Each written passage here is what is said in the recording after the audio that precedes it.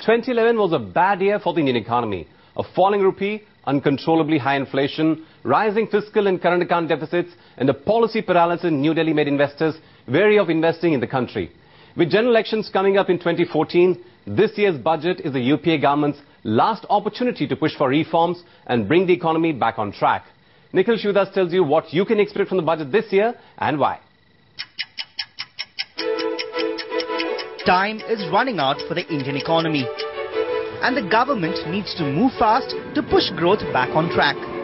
To start with, it needs to put its own house in order. The last opportunity to put your fiscal house in order is 2012. So, when you say politics, this is politics. Tough budget is also politics. So I think in terms of the electoral cycle, this needs to be a tough budget. You need to say that whatever I do this time, let there be a kind of hoo-ha. Because only if I keep it tight this year, will I be able to suddenly give a lot of goodies in 2013. A tight budget is important. India's fiscal deficit is getting out of hand. By the end of January, the government was running a fiscal deficit of 4.34 lakh crore rupees. Experts say that's far above the budgeted estimate of 4.6% of GDP. According to Standard Chartered, Goldman Sachs and Morgan Stanley, India's fiscal deficit could well range between 5.8 to 6.2% of GDP. And this excessive debt is taking a heavy toll on the economy. We shall have to manage growth and moderate inflationary pressures and also the path of fiscal consolidation. No doubt these are the challenging tasks. The reason for these challenges are obvious. The government is spending far more than it collects and has been unable to even meet its disinvestment target of 40,000 crore rupees this year.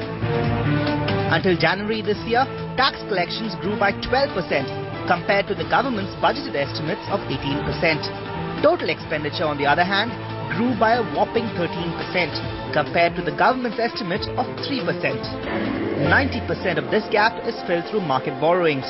The government has exceeded its borrowing target of 4.17 lakh crore rupees by 92,000 crore rupees this year. It's important to control the fiscal deficit because unbridled borrowing by the government can hurt private sector investment and consumption. There is an urgent need for decisive fiscal consolidation, which will shift the balance of aggregate demand from public to private and from consumption to capital formation. This is critical to yielding the space required for lowering rates without the imminent risk of resurgent inflation. The forthcoming union budget must exploit the opportunity to begin the process in a credible and sustainable way. The credible and sustainable way ahead is to reduce spending and increase revenues. Let's first address the problems from the expenditure point of view. A report by Goldman Sachs estimates that up to 22% of the increase in the fiscal deficit is directly due to unbudgeted subsidy increases. Last year, the government stated that its spend on subsidies would fall by 12.5%. The outcome has been anything but that.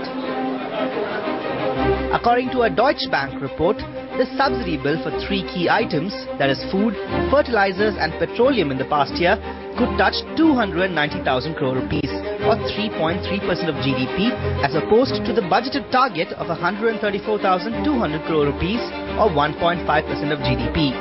A look at the breakup of the three subsidies reveals more. Petroleum accounts for the largest part of the government's unplanned subsidy expenditure, followed by fertilizers and food. With the government looking to push the food bill next year, chances are that this subsidy could rise even further. The issue was quite firmly addressed by the Prime Minister in his New Year message this year. This issue was quite firmly addressed by the Prime Minister in his New Year's message. And he did say that, in the case of food subsidy, clearly, as a conscious decision, we're going to bear a little bit more of a burden, but that means that other subsidies have to be contained. He did talk about energy subsidies, which are excessive. Now, we're not in a position to outline right now what the government intends to do, but I would hope that during the course of the next few months, we would get a clear signal of what steps are being taken to reduce other subsidies.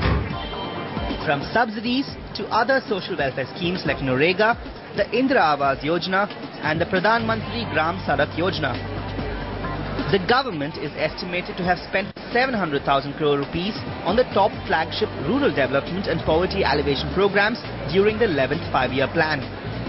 The number of centrally sponsored schemes increased from an all-time low of 99 in 2007 and 8 to 147 schemes this year. A large number of these programs overlap, leading to waste and leakage in the system. A recent report by the Planning Commission has asked that the government consider scrapping or merging all centrally sponsored schemes with an annual outlay of less than 300 crore rupees and bringing the total number of government schemes down from 147 to a more manageable 59. The point is that if you have a small schemes operating, then as you take up new schemes and as times develop and new developments take place, old schemes don't get scrapped, and therefore you have a large number of schemes on which funds are being getting used, and they're really not in a very productive manner. So on the expenditure front, here's what can be expected from Budget 2012. A reduction in the number of welfare schemes, an increase in the prices of diesel, kerosene and cooking oil in order to cut the fuel subsidy bill, and a reduction in the fertilizer bill by linking the price of urea to the price of gas. But containing expenses will not be the only focus of the government this budget. Increasing revenues will be the other focus area. The government is expected to raise excise duties and the service tax by 200 basis points. That's not all. It's also expected to widen the coverage of service tax via a negative list, which highlights services that are tax exempt. Every other service will be covered and hence taxed. It's also likely to introduce some provisions of the proposed direct tax code and the goods and services tax. For instance, the government may bring transactions between foreign companies involving Indian assets under the tax radar. To drive up revenues, the government may also withdraw incentives that were introduced to tide over the 2008 economic crisis.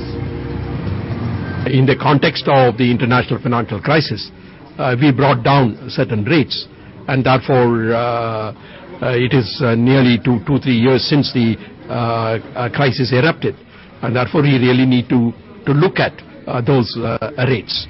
Therefore, the possibility of going back to the pre-crisis levels of tax to GDP ratio is extremely important, because that level of tax revenue is needed in order to meet the expanding expenditures. Therefore, the analysis will have to be in terms of how to go back to the pre-crisis level of tax GDP ratio. Budget 2012 is expected to keep the corporate tax rate at the current level of 30%, but the finance minister will not stop wooing the Aam Aadmi. Chances are that personal income tax rates may come down a little. A parliamentary committee has reportedly recommended restructuring tax slabs, with income of 2 to 5 lakh rupees being taxed at 10%, 5 to 10 lakh rupees at 20%, and income about 10 lakh rupees at 30%. That's not all. The Finance Ministry is also reportedly set to increase the maximum exemption limit from 1,80,000 to 2,50,000, so as to provide the low-income earning group with more disposable income.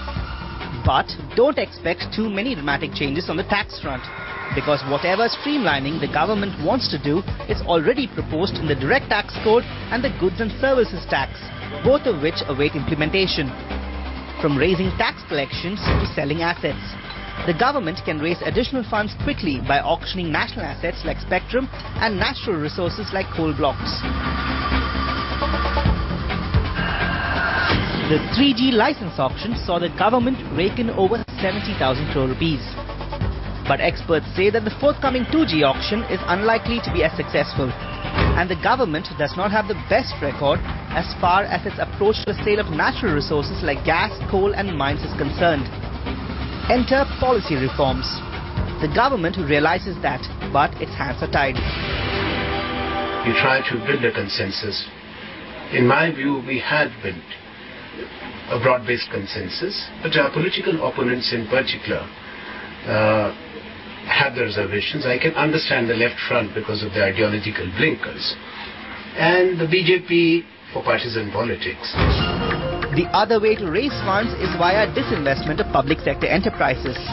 But if the recent experience with ONGC is anything to go by, then the government will have to do a lot more to attract investors.